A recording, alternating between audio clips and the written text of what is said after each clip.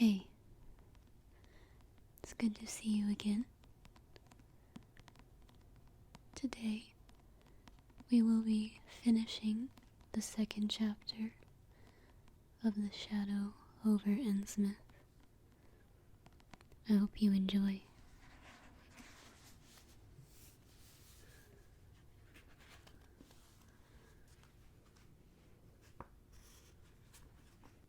There was, he said, no public library or chamber of commerce in Innsmouth, but I could probably find my way about. The street I had come down was Federal. West of that, there were the fine old residence streets, Broad, Washington, Lafayette, and Adams. And east of it were the shoreward slums. It was in these slums along Main Street that I would find the old Georgian churches, but they were all long abandoned.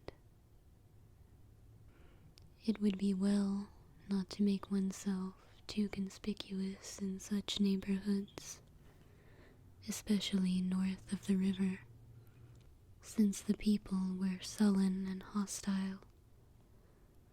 Some strangers had even disappeared. Certain spots were almost forbidden territory, as he had learned at considerable cost. One must not, for example, linger much around the Marsh refinery or around any of the still used churches, or around the pillared Order of Dagon Hall at New Church Green. Those churches were very old, all violently disavowed by their respective denominations elsewhere, and apparently using the queerest kind of ceremonial and clerical vestments. Their creeds were heterodox and mysterious, involving hints of certain marvelous transformations, leading to bodily immortality of a sort on this earth. The youth's own pastor, Dr. Wallace of the Asbury M.E. Church in Arkham, had gravely urged him not to join any church in Innsmouth. And as for the Innsmouth people, the youth hardly knew what to make of them. They were as furtive and seldom seen as animals that live in burrows, and one could hardly imagine how they passed the time, apart from their desultory fishing.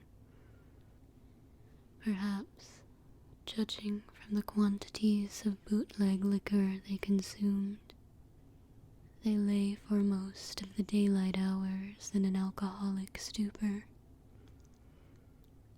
They seemed sullenly banded together in some sort of fellowship and understanding, despising the world as if they had access to other and preferable spheres of entity. Their appearance, especially those staring, unwinking eyes which one never saw shut, was certainly shocking enough, and their voices were disgusting. It was awful to hear them chanting in their churches at night, and especially during their main festivals or revivals, which fell twice a year on April 30th and October 31st. They were very fond of the water and swam a great deal in both river and harbor. Swimming races out to Devil Reef were very common, and everyone in sight seemed well able to share in this arduous sport. when one came to think of it, it was generally only rather young people who were seen about in public, and of these the oldest were apt to be the most tainted-looking. When exceptions did occur, they were mostly persons with no trace of aberrancy, like the old clerk at the hotel. One wondered what became of the bulk of the older folk, and whether the Innsmouth look were not a strange and insidious disease phenomenon which increased its hold as the years advanced. Only a very rare affliction, of course, could bring about such vast and radical anatomical changes in a single individual after maturity. Changes involving osseous factors as basic as the shape of the skull. But then even this aspect was no more baffling and unheard of than the visible features of the malady as a whole. It would be hard, the youth implied, to form any real conclusions regarding such a matter, since no one ever came to know the natives personally, no matter how long one might live in Innsmouth. The youth was certain that many specimens even worse than the worst visible ones were kept locked indoors in some places. People sometimes heard the queerest of sounds. The tottering waterfront hovels north of the river were reputedly connected by hidden tunnels, being thus a veritable warren of unseen abnormalities. What kind of foreign blood, if any, these beings had, it was impossible to tell. They sometimes kept certain especially repulsive characters out of sight when government agents and others from the outside world came to town. It would be of no use, my informant said, to ask the natives anything about the place. The only one who would talk was a very aged but normal-looking man who lived at the poorhouse on the north rim of town, and spent his time walking about or lounging about the fire station. This hoary character, Zadok Allen, was 96 years old, and somewhat touched in the head, besides being the town drunkard. He was a strange, furtive creature, who constantly looked over his shoulder as if afraid of something, and when sober could not be persuaded to talk at all with strangers. He was, however, unable to resist any offer of his favorite poison, and once drunk, would furnish the most astonishing fragments of whispered reminiscence. After all, though, little useful data could be gained from him, since his stories were all insane, incomplete hints of impossible marvels and horrors which could have no source save his own disordered fancy. Nobody ever believed him, but the natives didn't like him to drink and talk with strangers, and it was not always safe to be seen questioning him. It was probably from him that some of the wildest popular whispers and delusions were derived. Several non-native residents had reported monstrous glimpses from time to time, but between old Zadok's tales and the malformed denizens, it was no wonder such illusions were current. None of the non-natives ever stayed out late at night. there being a widespread impression that it was not wise to do so. Besides, the streets were loathsomely dark.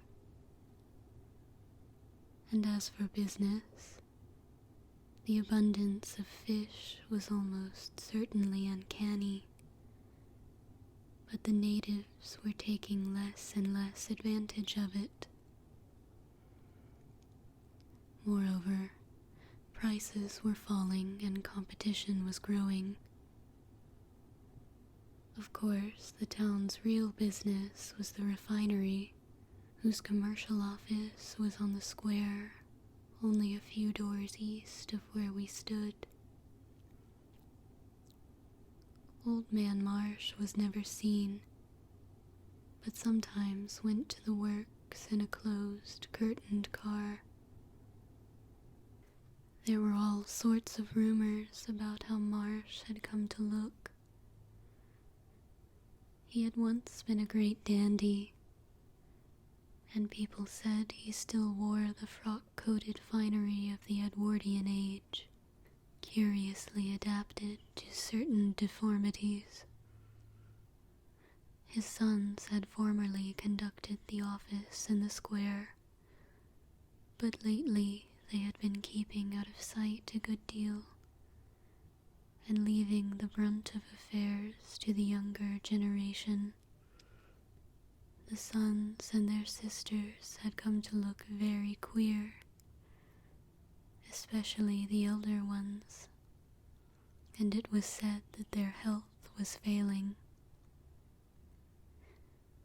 One of the Marsh daughters was a repellent, reptilian-looking woman who wore an excess of weird jewelry, clearly of the same exotic tradition as to that which the strange tiara belonged. My informant had noticed it many times, and had heard it spoken of as coming from some secret horde, either of pirates or of demons. The clergymen, or priests, or whatever they were called nowadays, also wore this kind of ornament as a headdress, but one seldom caught glimpses of them. Other specimens the youth had not seen, though many were rumored to exist around Innsmouth. The Marshes, together with the other 3 gently bred families of the town, the Waits, the Gilmans, and the Elliots, were all very retiring. They lived in immense houses along Washington Street, and several were reputed to harbor in concealment certain living kinsfolk, whose personal aspect forbade public view, and whose deaths had been reported and recorded, warning me that many of the street signs were down.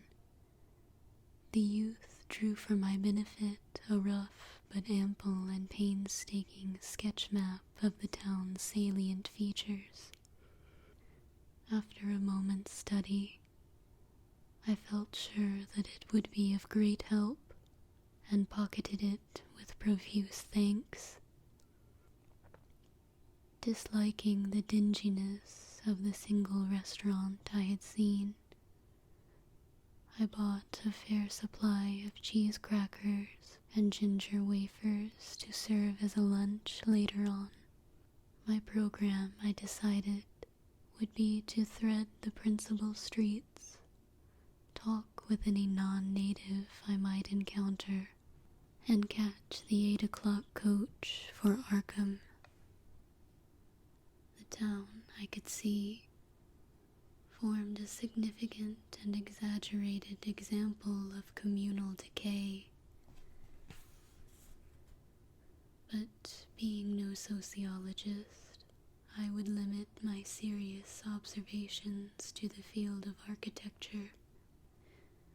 Thus I began my systematic, though half-bewildered tour of Innsmouth's narrow, shadow-blighted ways. Crossing the bridge and turning toward the roar of the lower falls, I passed close to the Marsh refinery, which seemed oddly free from the noise of industry. This building stood on a steep river bluff near a bridge and an open confluence of streets, which I took to be the earliest civic center, displaced after the revolution by the present town square. Recrossing the gorge on the Main Street bridge, I struck a region of utter desertion which somehow made me shudder. Collapsing huddles of gambrel roofs formed a jagged and fantastic skyline, above which rose the ghoulish, decapitated steeple of an ancient church. Some houses along Main Street were tenanted, but most were tightly boarded up. Down unpaved side streets, I saw the black, gaping windows of deserted hovels, many of which leaned at perilous and incredible angles through the sinking of part of the foundations. Those windows stared so spectrally that it took courage to turn eastward towards the waterfront. Certainly, the terror of a deserted house swells in the geometrical rather than arithmetical progression, as houses multiply to form a city of stark desolation. The sight of such endless avenues of fishy-eyed vacancy and death, and the thought of such linked infinities of black, brooding compartments, given over to cobwebs and memories and the conqueror worm, start up vestigial fears and aversions that not even the stoutest philosophy can disperse. Fish Street was as deserted as Maine, though it differed in having many brick and stone warehouses still in excellent shape. Water Street was almost its duplicate, save that there were great seaward gaps where wharves had been. Not a living thing did I see, except for the scattered fishermen on the distant breakwater, and not a sound did I hear save the lapping of the harbor tides and the roar of the falls in the Manaxet. The town was getting more and more on my nerves, and I looked behind me furtively as I picked my way back over the tottering Water Street Bridge. The Fish Street Bridge, according to the sketch, was in ruins. North of the river, there were traces of squalid life. Active fish-packing houses in Water Street, smoking chimneys, and patched roofs here and there. Occasional sounds from indeterminate sources, and infrequent shambling forms in the dismal streets and unpaved lanes. But I seem to find this even more oppressive than the southerly desertion. For one thing, the people were more hideous and abnormal than those near the center of the town, so that I was several times evilly reminded of something utterly fantastic, which I could not quite place. Undoubtedly, the alien strain in the Innsmouth folk was stronger here than farther inland, unless, indeed, the Innsmouth look or a disease rather than a blood strain, in which case this district might be held to harbor the more advanced cases. One detail that annoyed me was the distribution of the few faint sounds I heard. They ought naturally to have come wholly from the visibly inhabited houses, yet in reality were often strongest inside the most rigidly boarded up facades. There were creakings, scurryings, and hoarse, doubtful noises, and I thought uncomfortably about the hidden tunnels suggested by the grocery boy. Suddenly I found myself wondering what the voices of those denizens would be like. I had heard no speech so far in this quarter, and was unaccountably anxious not to do so. Pausing only long enough to look at two fine but ruinous old churches at Main and Church Streets, I hastened out of the vile waterfront slum. My next logical goal was New Church Green, but somehow or other I could not bear to repass the church in whose basement I had glimpsed the inexplicably frightening form of that strangely diademed priest or pastor. Besides, the grocery youth had told me that the churches, as well as the Order of Dagon Hall, were not advisable neighborhoods for strangers.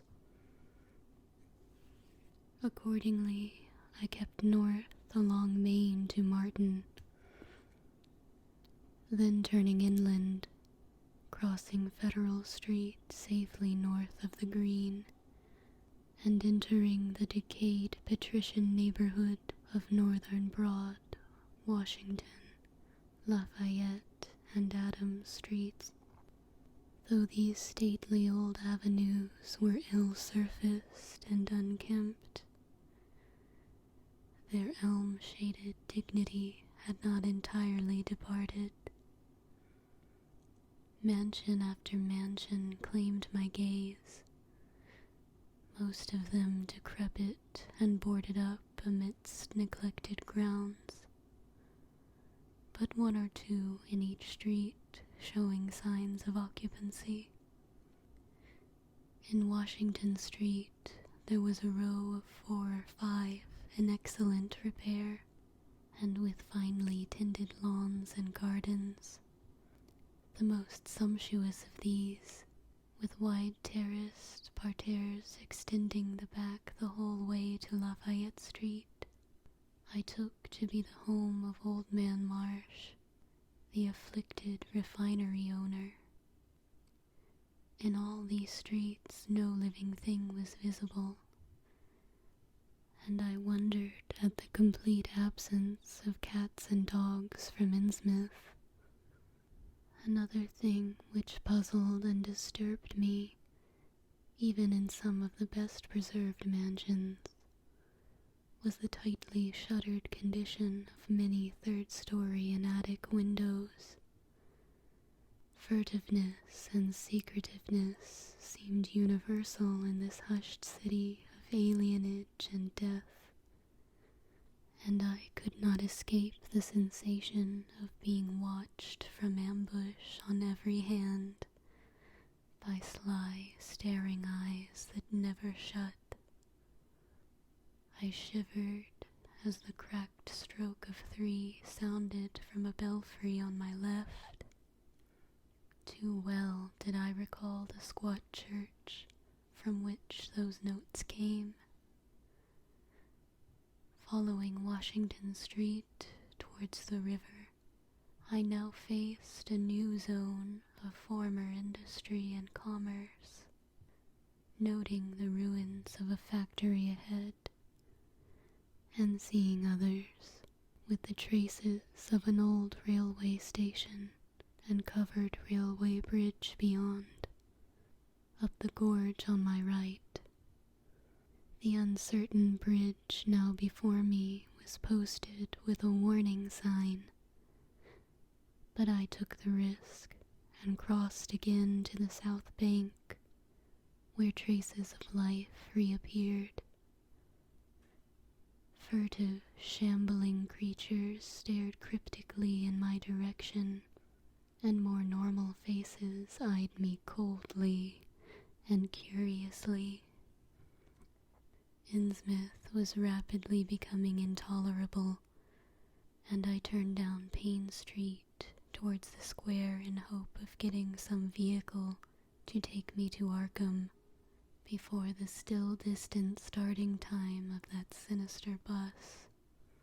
It was then that I saw the tumble-down fire station on my left, and noticed the red-faced, bushy-bearded, watery-eyed old man in nondescript rags, who sat on a bench in front of it, talking with a pair of unkempt, but not abnormal-looking firemen.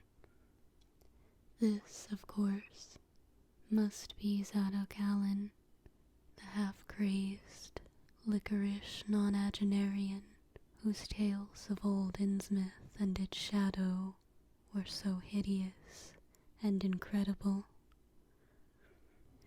All right.